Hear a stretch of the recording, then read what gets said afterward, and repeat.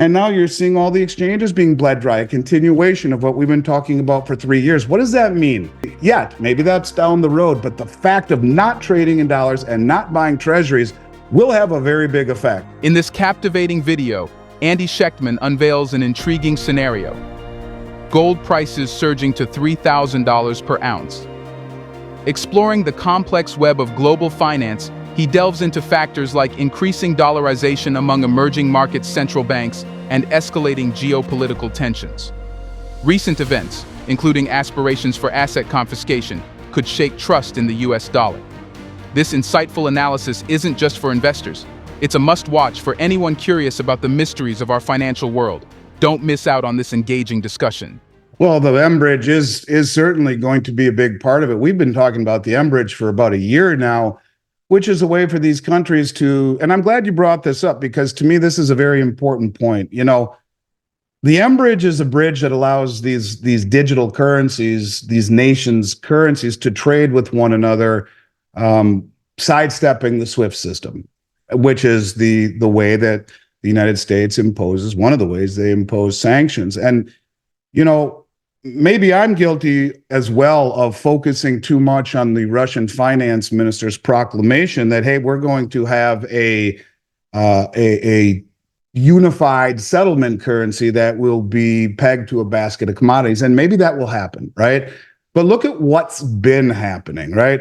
If you look at China as an example, at one point they had almost $3 trillion worth of our treasuries. They're down to 700 or 800 billion. It's still a lot, but they are shedding treasuries at a rapid rate, the lowest level they've had in 16, 17, 18 years. And the same thing is true of many of these BRICS nations that are no longer bidding for our treasuries. So when you think about it, you know, we were told at the end of the August meeting that they would all go back, the finance ministers, to the drawing board, come back and present their findings for a common settlement currency. But in the meantime, everyone trade in their local currencies. And that is indeed what we are seeing, and more proclamations all throughout the BRICS nations, whether it be India, whether it be Egypt, Saudi Arabia, Iran, Russia, they're all trading with one another using local currencies. And the difference, the delineation here, when we talk about that particular move, right, trading outside the dollar in local currencies, well,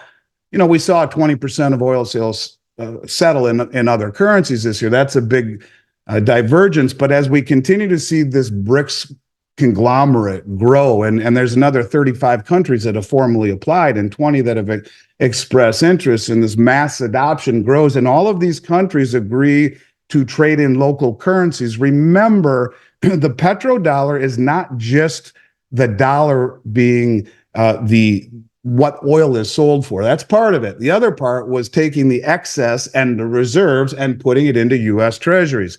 So number one, you start to chip away at the settlement status of the dollar, which is big deal, especially as we see more and more and more of these oil producing countries be part of the BRICS group, and all of these countries that produce the world's commodities as part of this group that always settled in dollars will now settle in local currencies. And instead of taking that excess, the excess currency that they would otherwise have just sitting there earning nothing, they would typically put it into U.S. treasuries, which are very liquid and very safe. Well, instead, what you're seeing is 2+ years, almost 3 years in a row, of the central banks, the people who know the playbook, not just the wealthiest, but the most well-informed, buying gold at levels the world's never seen. And now you're seeing all the exchanges being bled dry, a continuation of what we've been talking about for 3 years. What does that mean? That means they're selling treasuries, not rolling them over and reinvesting them, but instead buying gold. And look at this, look at how that's played out for the last 24 years. If you go back to 2000, gold has appreciated by 7.8% per year. The S&P, 7%. And the bond market, less than half of that. So you have no default risk, no counterparty risk. It's an asset that is not simultaneously someone else's liability. You have much less in the way of interest and inflation risk as it pertains to using gold instead of U.S. treasuries as the replacement for the reserve. So if they settle in other currencies and put the excess into gold, as it very much appears like they are doing, you will begin to rapidly, and I mean rapidly, chip away at the dollar hegemony. And I think it's important to note, you look at what the lead analyst for Citibank said. I want to read this to you real quick.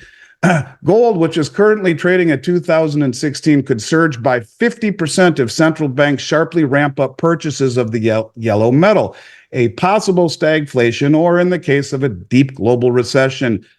Akash Doshi, Citi's North American head of commodities research, told CNBC. But here's where it fits in here. He says the most likely wildcard path to $3,000 per ounce gold is a rapid acceleration of an existing but slow-moving trend, de-dollarization across emerging markets, central banks, that in turn leads to a crisis of confidence in the U.S. dollar. Well, I mean, how is there not already a crisis of confidence in the U.S. dollar with the amount of inflation, with the destabilization of the bond market, with the sanctioning and weaponizing and now confiscating?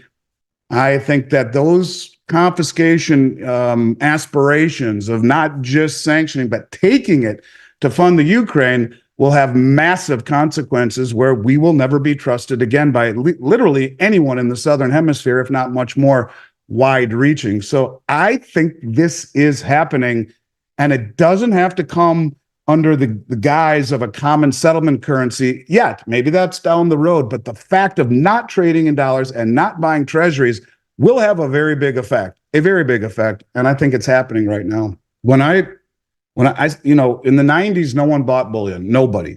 People only bought numismatics, and with $350 gold, you'd pay $380 for a gold eagle and $410 for a certified uncirculated MS-62 $20 Liberty. There'd be no reason to buy bullion when you could buy a 100-year-old coin that was safe from confiscation, was a piece of Americana, was a real piece of history that had much better upside potential for $30 more. Well, that was 9% more or whatever, but so what? And when I was accumulating those coins early on in my career, that's all I would buy myself. I never really bought it because I was concerned about confiscation. I bought it because they are really a true rarity. They're 100+ years old, and technically they would be safe from confiscation according to the way the laws are written. But there's something about them when you're looking at a coin from 1880s, 1870s, 1890s, early 1900s. You're looking at a coin that's 100+ years old when the world was very different. There's something to be said for it, and I think that the wow factor is you get that for free. That's great. And I've never ever met anyone who has looked at a $20 gold piece. Most people don't know that gold was money prior to 1933, but you put a 100-year-old $20 gold piece in someone's hands and it's universal. Wow, that is so cool. I think there's something to be said for that. So it's just, I was always drawn to them. I gravitated to them. But since 2008, the premiums got so high that I had to move away from it, because in reality, as Richard Russell said, in the end, it's about the number of ounces that matter.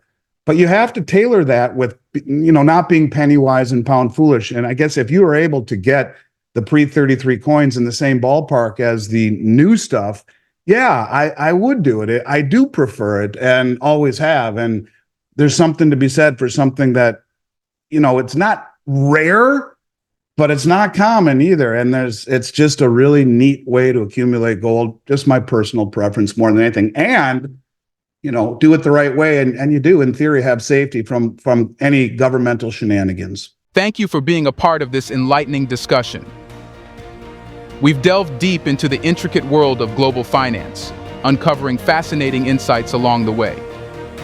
Your engagement and curiosity drive us to continue exploring and sharing valuable perspectives. Remember, knowledge is power, and staying informed empowers us to make better decisions.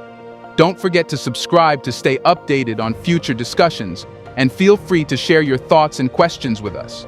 Together, let's navigate the complexities of finance with curiosity and confidence. Until next time, keep seeking, keep learning, and keep growing.